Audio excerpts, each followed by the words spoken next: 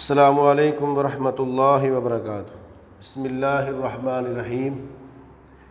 اسلامیات class نہم، باب اول، مختصر سوالات 6 تا 15، صفحہ 119 اور 20۔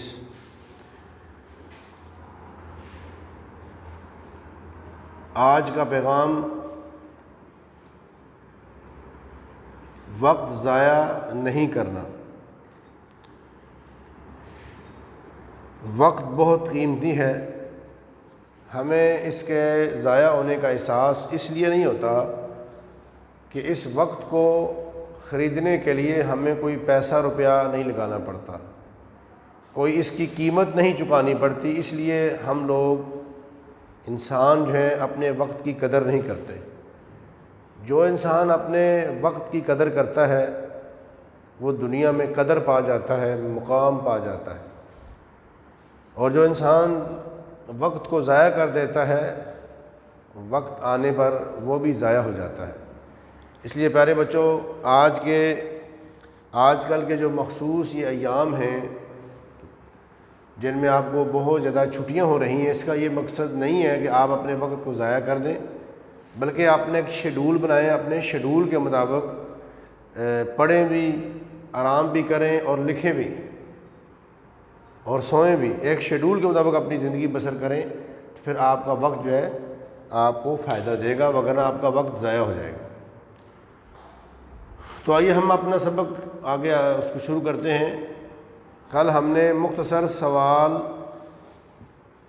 نمبر 1 سے لے کر 5 تک پڑھا تھا، اور آج ہم اس سے آگے آغاز کرتے ہیں۔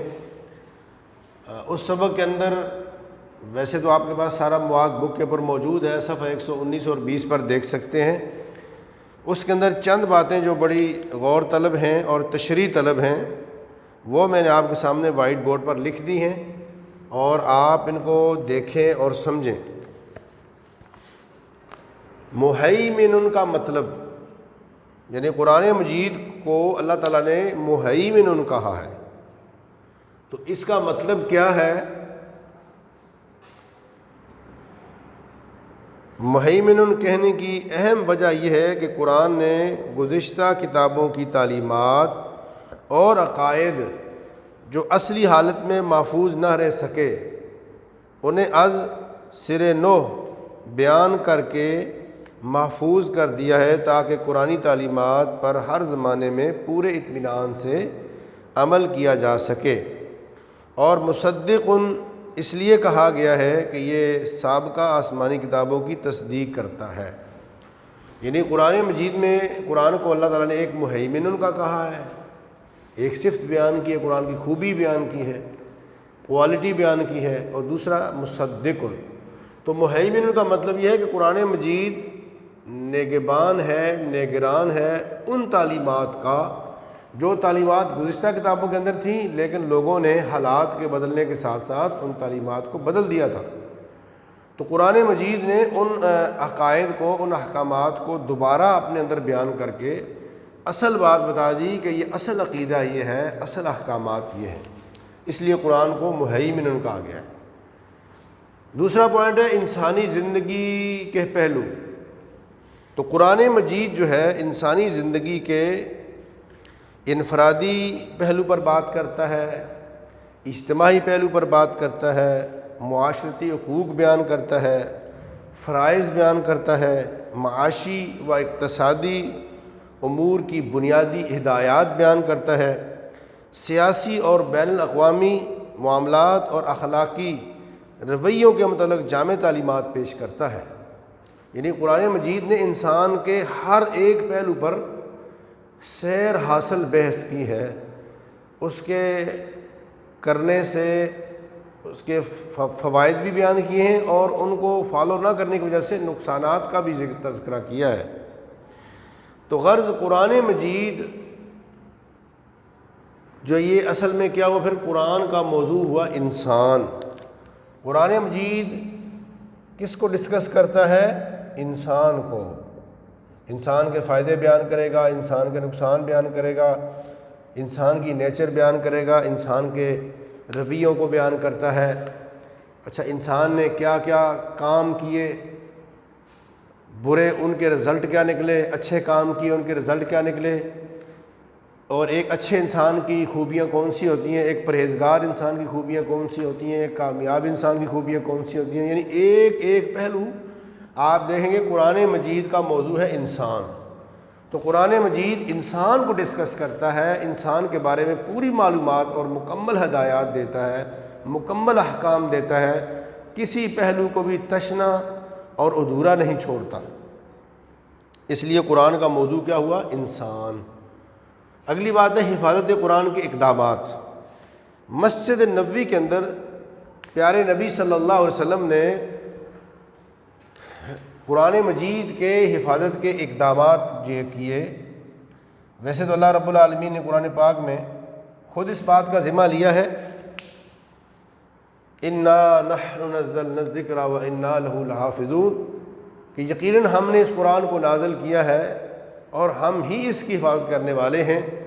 لیکن انسان کے اوپر بھی کچھ ذمہ داریاں عائد ہوتی ہیں کہ وہ بھی وسائل کو، ذرائع کو، اسباب کو اختیار کرے تاکہ اس سے نتیجہ جو ہے صحیح معنوں میں برآمد ہو۔ تو نبی کریم صلی اللہ علیہ وسلم نے یہ اقدام کیا کہ جو ہی کوئی آیت نازل ہوتی آپ کاتبین وحی کو بلا کر لکھوا دیتے، اور ساتھ رہنمائی بھی فرماتے کہ یہ آیت کہاں اور کس آیت کے ساتھ ملا کر لکھی جائے، یعنی پوری رہنمائی فرما دیتے کہ یہ آیت آپ نے کہاں لکھنی ہے، کس صورت میں لکھنی ہے، کس آیت کے ساتھ لکھنی ہے۔ دوسری بات، مسجد نبوی میں ایک متعین مقام پر یہ عبارت لکھ کر رکھ دی جاتی، عبارت کو لکھا جاتا، مسجد نبوی کے اندر ایک مقام متعین تھا، تو وہاں پر یہ آیت رکھ دی جاتی، جہاں سے صحابہ اکرام نقل کر کے لے جاتے اور یاد بھی کر لیتے، وہاں سے لکھ بھی لیتے اور یاد بھی کر لیتے۔ نقل کا مطلب یہ ہے کہ لکھ لیتے۔ حضور نبی کریم صلی اللہ علیہ وسلم پانچوں نمازوں میں ان آیات کی تلاوت کرتے، اور نبی کریم صلی اللہ علیہ وسلم کے صحابہ اکرام کو حفظ کرنے کی ترغیب بھی دیتے۔ نبی اسلام نے صحابہ اکرام کو قرآن پاک حفظ کرنے کی ترغیب بھی دلائی۔ بہت سے صحابہ اکرام، بہت سی صحابیات امہات المومنین میں سے، اور دوسری صحابیات قرآن کی حافظ تھیں۔ تو یہ حفاظت قرآن کے اقدامات ہوئے۔ اگلی بات ہے کہ جمع و تدوین کس نے کی؟ قرآن پاک کی۔ قرآن پاک کو جمع کس نے کیا؟ جنگ یمامہ کے بعد جب بہت سارے صحابہ شہید ہو گئے تو سیدنا عمر بن خطاب رضی اللہ تعالیٰ نے توجہ دلائی۔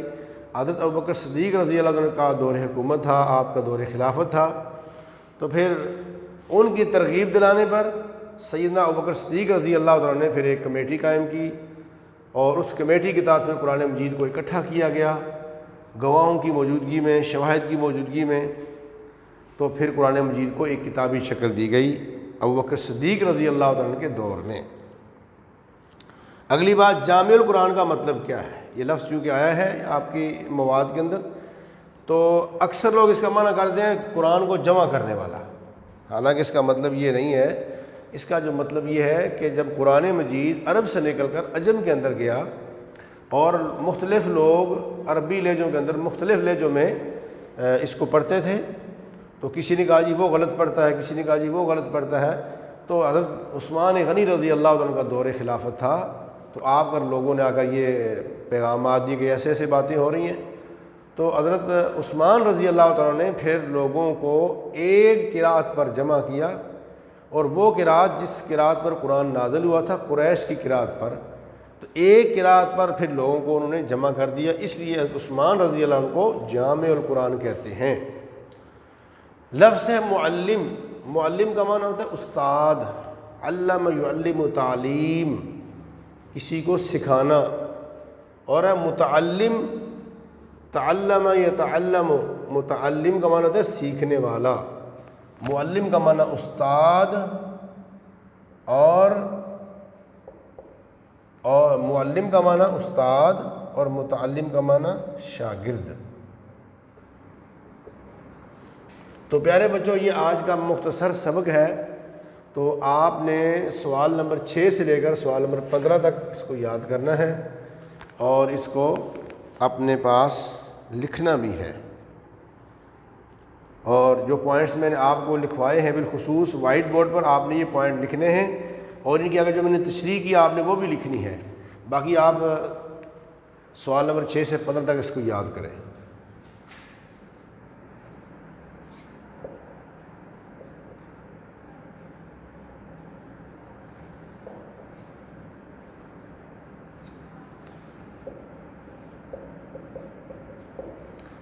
ہوم ورک، بعض بچے یہ سمجھتے ہیں کہ ہوم ورک وہ ہوتا ہے جو لکھنے والا ہو۔